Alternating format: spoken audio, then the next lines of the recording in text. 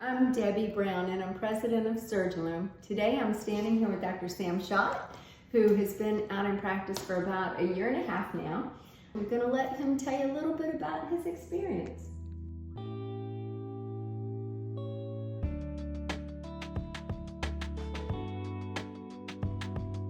I love the RoboMarker. Honestly, it took away some of the nerves of cataract surgery as a resident in particular, because if you think about it, you're learning cataract surgery, you just want to focus on the steps of surgery. When it came to a patient that needed a toric, if I didn't have the RoboMarker, depending on the facility, you'd have to hang the paper on the microscope, you'd worry about getting the measurements correct, you'd have to put the ink marks on it. It took probably 5 minutes as a resident, where it shouldn't take that long. But with the RoboMarker, I could mark multiple patients in pre-op. I didn't have to worry about looking for a paper or trying to figure out what number or what axis it was.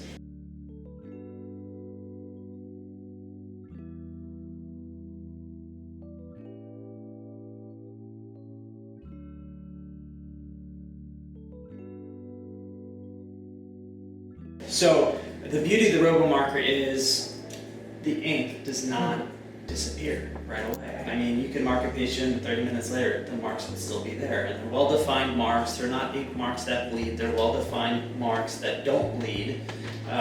So if you want to mark multiple patients in the pre-op area, you can, and then you can go about your surgeries and not worry about the next patient or the third patient or the fourth patient showing up and needing to remark them. They're already marked. And you've already done part of the surgery. So by the time you sit down to do the surgery itself, part of the case is over. You don't have to stress about your alignment.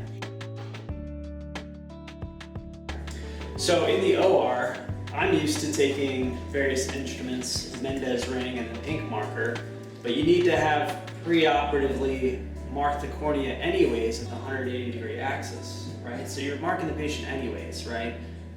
You can't just eyeball it, because as we know, the eye X cyclotorts or turns when we're supine.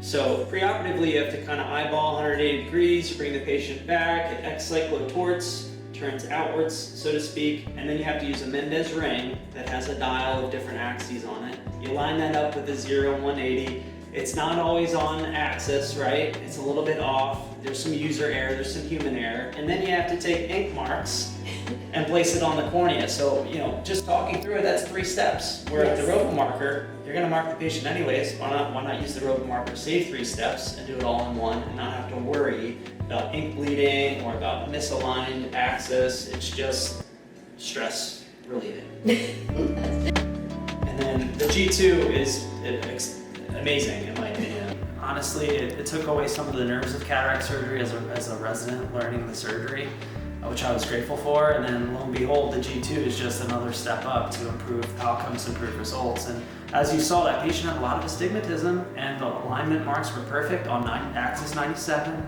The lens was lined up perfectly. No reading for a couple days, and she's going to be good to go.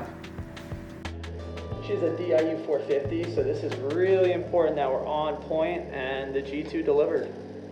Thank you. Yep, 1 down, 1 to go. 1 to go. I'm excited. Me too, you did great. Thanks, Doug. Thank you. Appreciate it. Okay, you're autumn.